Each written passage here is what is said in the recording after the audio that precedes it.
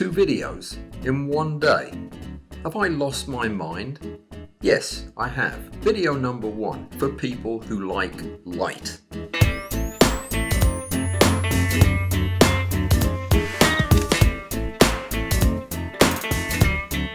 So why 2 videos? Well, the first one is a fairly straightforward thing.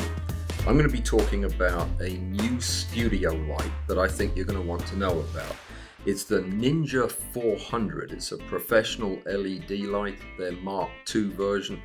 It's like the very similar to the LED light from Weeylite that I looked at a few months ago, the Weeylite 200, which was a nice light, but it ain't the 400, let me tell you. This is a serious light for serious light lovers. And that's what we're doing in the first video. The second one's kind of like a channel update.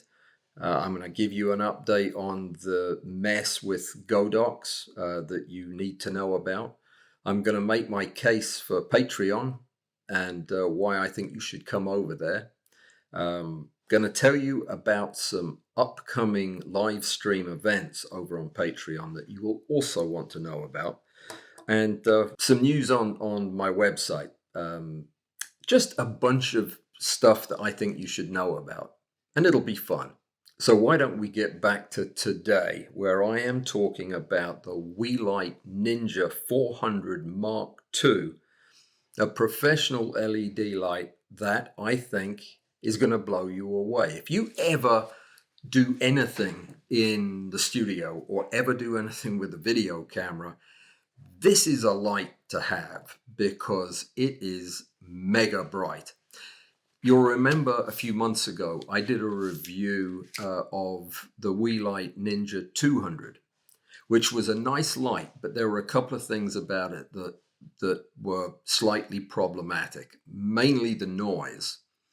I'm still not convinced that I didn't have a bad one, maybe one that had been dropped at birth or something, but it did make a gosh awful noise when it was cranked up full power. This one doesn't, and there is no way that I can use it at full power. It would sunburn my scalp. Of course, almost anything will sunburn my scalp, but it's so bright. Let me give you just some notion of how bright it is before I get into these stories. In order to do it, my phone has to recognize my face. But this is how bright this light is. That's it. I'm using it in my studio because I was getting to the point where I couldn't walk in here for all of the LED light panels that I have. I had a wall of light panels to get light on me so that you could see who was talking, as well as light on whatever I was doing, as well as light on the background. And it was getting ridiculous. I love my light panels. I've got some really good ones and they've been excellent and they're fun to use and they're relatively cool unless you have dozens of them going. But what I really needed in the studio was something powerful and small. And I'm going to turn this down just a bit. Something powerful and small, something that I could use remotely if my phone wouldn't. Do you know how to stop your phone from requiring a password every 8 seconds? I don't know. It has, I'll get into all the stuff that it has, but it is a very simple, very powerful, very beautiful and sturdy light. I'm going to show it to you here in just a second in all kinds of close-up detail, but I need to tell you the first of the 3 stories. Of the 3 stories, 2 of them are completely true. One of them contains lies that I made up to make the story more interesting and pertinent. To make it easier for you to detect when I'm lying, I will hold up my hand as I begin a lie. One of my dear old friends who I've known since Tuesday, which is 2 days ago now. We go way, way back. We would have known each other even longer if I'd checked my email a couple of days earlier. But Her name's Pauline Acklin. And do you know what she does for a living? She's a professional spaceflight photojournalist. Yeah, it's a job. She takes pictures of rockets taking off, rockets landing again on boats, astronauts getting into rockets and flying away. Can you believe it? What a job. It would be like somebody hiring you and saying, well, do whatever you like. Have a good time. Here's your money. Yeah. Why didn't I think of any of this when I was a youngster? Pauline takes the most amazing photographs. That was not a lie. See, hand didn't go up. Do you know how I found out about it? She joined my Patreon, was one way I found out about her. But when we were communicating in one of our many hundreds of emails, there were just two of them, she sent me a link to her Instagram page, which you absolutely have to go and look at. It's Pacalin, Pacalin. That's her name on Instagram, where you have to have a false name, but it's not a lie. You just make it up. Mine is Old Dog New Tricks with underlines, but you didn't care about that, did you? Okay. Anyway, Pacalin, that's the site. Go look at it, because this lady knows how to take pictures of rockets and everything to do with aerospace. It's amazing, fantastic. I've thoroughly enjoyed looking at it. But the best news is, and this has nothing to do with the story or the light, but I asked her if she would come on one of our live stream events so that we could talk about photographing space rockets, and she's going to come on. And that's going to be fantastic. So we'll get to talk to her about that. And I haven't even mentioned her macro photography. It's absolutely fantastic. And she just does that for a hobby. Some people just have a lot of talent. And then there's me. But anyway, what has this got to do with the Weeylite 400 Mark II? Well, on the way back from Mars, this didn't actually happen. There was this group of astronauts that landed again in their spaceship and were getting their photograph taken by Pauline. There are no astronauts who did that. But one of them said to Pauline, "Hey, Pauline, do you know that chap Alan, that English chap that does the videos full of lies?" She said, "Yeah, of course I do. Of course I do." She was telling a lie too. And anyway, the astronaut said to her, "Well, would you ask him to turn down his Weeylite 400 Mark II when we're coming into landing? It's blinding us and we're having trouble seeing the launch pad." So that didn't happen, but it could have happened. It could have happened. If I'd pointed that thing to the sky, it could have happened. As it happens, I didn't. But yeah, it was a good story though, right? It tells you how bright this is, and it's interfering with you don't think it's good that I interfere with rocket ships. Is that what you're saying? Shall we go on to the other stories? Check out Pauline Acklin. Pacalin is the name on Instagram, and be impressed.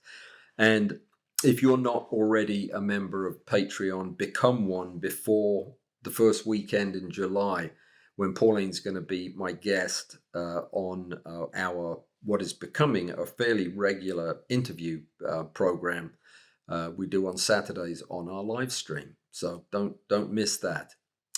Let me tell you a less fabricated but equally important story about this incredible light. I invented something the other day. It's a robot kind of gadget. That's really a very loose use of the word robot. Doesn't do much, mind you. It doesn't dance. It's not like one of those dogs that, have you seen those? Boston Scientific, I think, is the company that makes those horrible dancing dogs without heads. Yeah, I have nightmares about those things. Oh, jeez, if that's what the coming robot apocalypse is going to be about, I'm out of here. Anyway, mine doesn't do that. It doesn't dance. It doesn't do that weird thing with the legs. It can't go upstairs. What it can do is it can turn this little thing around 360 degrees in tiny little increments so that I don't have to do it because I'm lazy and I also can't measure that well.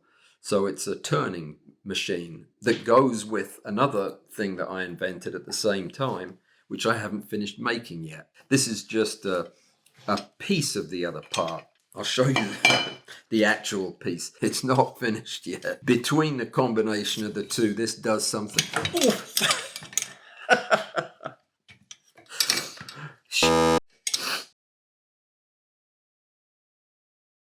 Story number 2 is not really a story at all, but it is completely true. I have replaced all of my other lights. I use 1 or 2 LED panels for me, but everything I use for the rest of the studio, even when I'm doing a demonstration out on the floor in the studio and I need a big floodlight, I use just the Ninja400 because it's that bright, that powerful. It's a bicolor chip-on board LED, and it is 150 watts. You know the household light bulbs that are LEDs that you screw in the sockets? They're 9 watts. Yeah, and I have some really nice LED lights for the studio that are 40 watts, and they're bright. 150 watts is nuts. And right now, with this on, I think it's on about 4%. No kidding. I'll show you. I'll show you what it's on. Can you see that? I'll zoom in. Should be in focus now. 14%. 14%. And with the phone, I can control the color temperature, and it makes a big difference. The intensity, that's like turning it up to surface of the sun. Too high, that is. I usually keep it down around 10%, 8%, something like that. It's perfect for the background. And then it has presets where I can just set the color temperature just with a touch of a button. Now, it does have those kind of crazy special effects that I have made fun of in the past, and frankly will continue to make fun of in the future, because they don't make any sense to me. They didn't the first time I saw them. They still don't. It's flashy lights that I don't know what they mean. I'll demonstrate. This is police. This is ambulance. See the difference? Nope, neither do I. This is fireworks. Candlelight? Okay, now you have to guess from now on. No, fireworks. No, fireworks 2. How about that? Television. You're not good at this, are you? Club. I've got a whole day's worth of these I can test you with, and you're not getting any of them right. You're not buying it for this. You're buying it for just the CCT mode. That's the only mode that matters. And I'm going to stop this thing from doing this before somebody has a seizure. There we are. Back on CCT mode. That's what you need. Now, it comes with a remote. And oh, I just found the pin. I just found the pin that I dropped when I was... That's a first during a live recording. I'm going to need to stop and find that before I sit back down on it. That got me right in the... I dropped a 4.0 pin when I was pinning an insect the other day, and I never found it. It's because it's in the weave of this seat. Ouch. That was sore. I hope that didn't go in too far. Okay, where was I? This is the remote, and honestly, I have no idea how you work it. I've tried everything. It comes on and it says version 1.5. It has lots of information about RGB on it, which this doesn't have because it's a bicolor light. So I'm not sure I have figured out how to work it yet. And you know what? I don't really need to, because I think I just made it work. But I can turn it off. and on. Yeah, I think I like the phone better. So it's got a remote and it comes with it. It also comes, as I'll show you in just a second, with a lovely reflective dish that goes on the front, and it's a real Bowens mount. So if you've got Bowens adapters, it'll go on that. Now, it uses COB technology, chip on board technology, which is the be all and end all of LEDs right now. It's the most accurate. Color rendering index about 95%.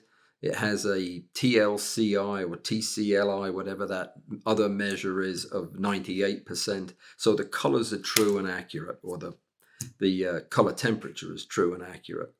It's super powerful, 150 watts. Now, the thing operates off your plug in the wall thing, off your household mains, using an adapter that comes with it.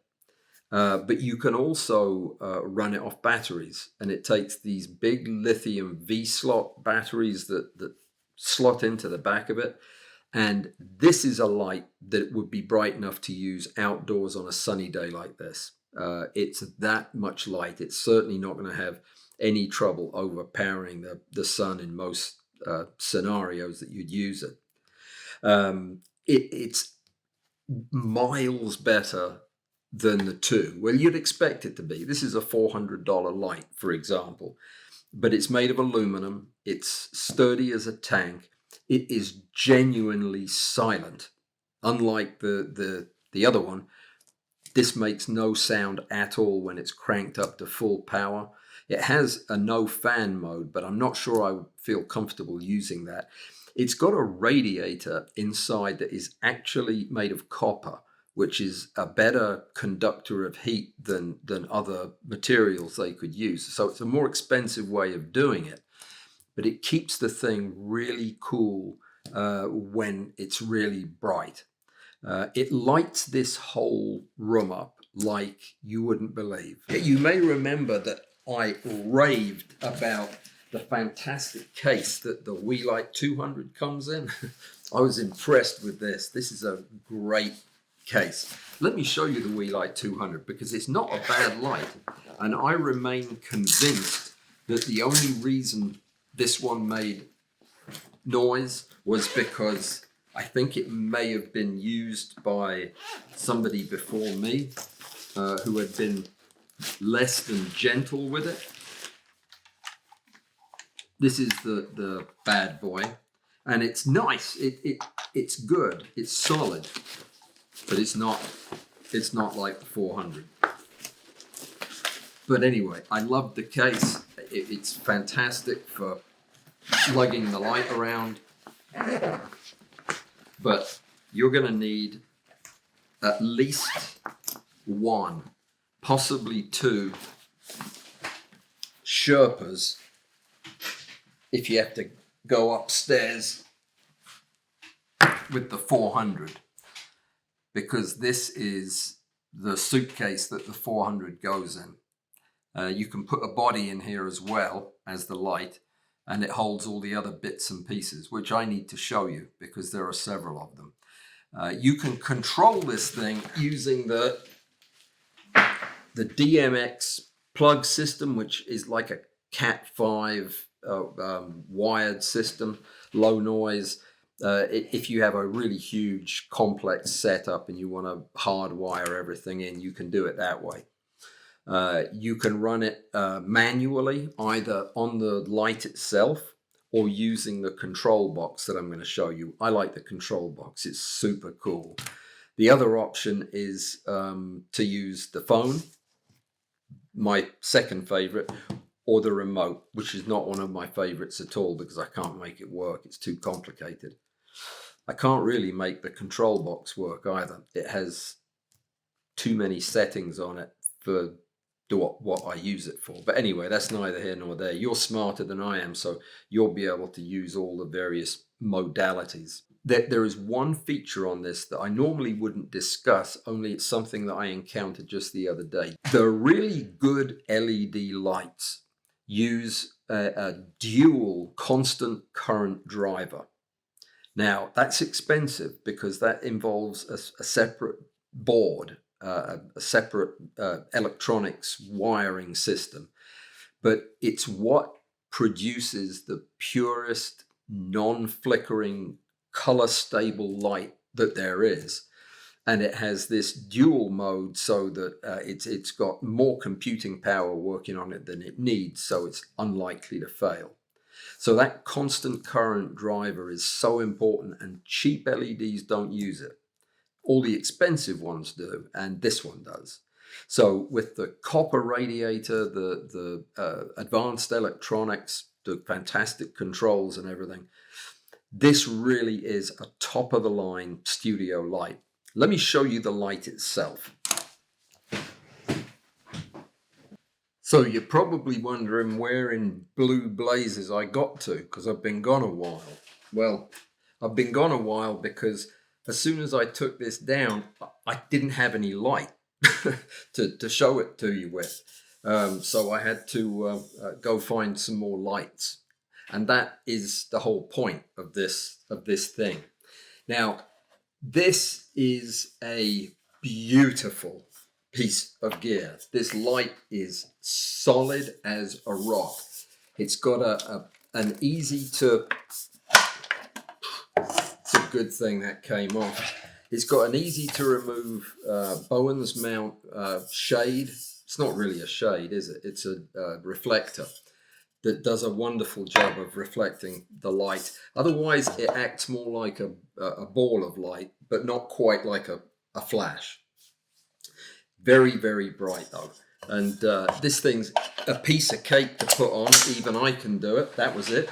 You can't actually control it from this piece of the light, even though I said you could. That was a bit misleading. What you control it from is this. And this is called the, go on, have a guess. The controller, that's right. And the controller has a place for you to put your V-slot lithium-ion batteries, so you can use this thing most of the day outdoors. Now, this controller is really, really nice. It's not plugged in right now, so you can't see what it does. But it has the connections in the bottom for the BMX cross-country motorbike plugs that go in there, DMX actually. And as well as that, it's got the power plugs that are super heavy duty professional jobbies like this, that like XLR plugs that slip in and click into place. Very, very nice. There's another end to this. It's on the floor, and I'm afraid to lean over because that's how I got stabbed last time. I'll slide. That's the other end. There you go. Just like so. Clicks into place. Now with that on, this might get very bright very quickly. You just it does, yeah. You just press and hold the button and it turns it on. Then you've got a simple control for the brightness, a simple control for the color temperature just by pressing the button there. And the temperature goes from like 2600 on the warm side up to 8000 on the blue end. All you would ever need. And I wasn't kidding when I say 1 or 2% at night in here. That's all I need for the background. But during the day like this, when I want to get a bunch of light in there, maybe up around 14%, 15%, that's just, it's kind of warm right underneath it. You can also control the mode and set your channels and everything if you're using the remote control. But I would most strongly recommend you just plan on using your phone, if you've got a phone anyway. I'm going to move this out of my lap because I've had enough misadventures with things for one day. In fact, forgive me 1 second, I'm going to move this. So here's my final story for the Weeylite Ninja400 that is significant for people who do the kind of photography I do, which is the macro stuff. I had need of a rather unusual device. I needed something that would do some automatic specimen positioning for me. It's a long story that I won't go into, But in order to do it, I had to make a little gadget that would move a camera, in this case a GoPro camera, that would move a camera around a central axis while taking pictures at the same time that the specimen was rotating. Complicated, but this thing is the brains of the device that does the rotating of the specimen and controls the motor that runs this part of it, that changes the angle of the camera. So all very exciting, very interesting, and I will paint it black because I had to destroy a little girl's bike to get this. Now, there was no little girl on it. The bike was discarded. It was no longer being used. I didn't take it from anybody and cut the wheel up, but that's what it is. Very interesting project. Maybe one day we can talk about that. But for now, the problem I had was light, because I needed a uniform, unchanging, omnidirectional light of a kind that you really can't get with flash. Not unless you have a lot of them, and I don't. That's going to be in the second video, why I don't have a lot of flashes, video number 2. But what I needed was something that I didn't have, which was kind of a universal, shadowless, all-encompassing light that would bathe a subject suspended above this plug in perfect light that didn't change even as it went round in circles and the camera moved.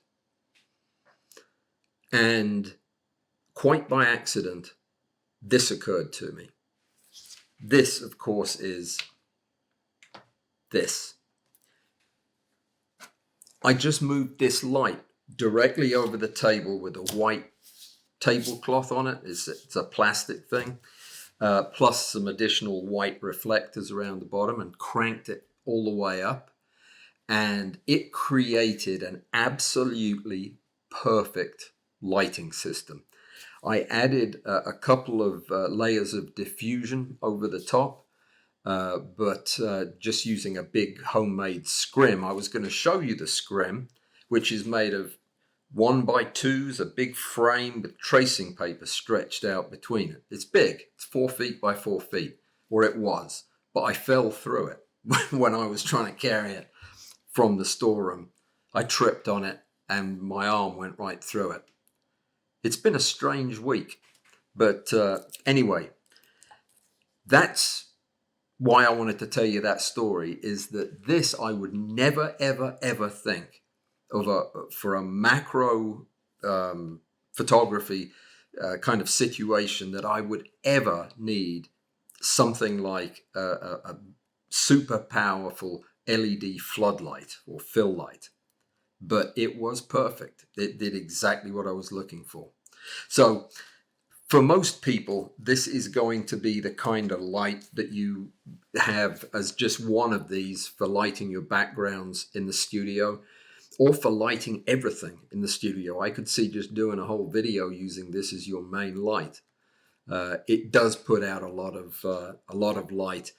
It's cool, it's quiet, it's got a great control system, runs off batteries. It's state of the art, and really for $400, it's replacing 4 LED light panels, each of which costs about that. So it's a huge savings over what I could be paying. Things I'm not crazy about is just, I'm not crazy about the remote because I don't know how to operate it, which is the same reason I don't like the remote on my television. There's nothing wrong with the remote. I just don't know how to operate it. That's it. Just go buy one. I mean, really, for $400, you can blind landing spacecraft if you wish. So that is what I would have to characterize as an absolutely unvarnished positive reaction to a piece of equipment that I would be stuck without in the studio. This thing is the bee's knees and the cat's pajamas all rolled into one. I love it. If you are not a member of Discord, there is an invitation in the show notes. Get the invitation and go to Discord and become one of the pod people.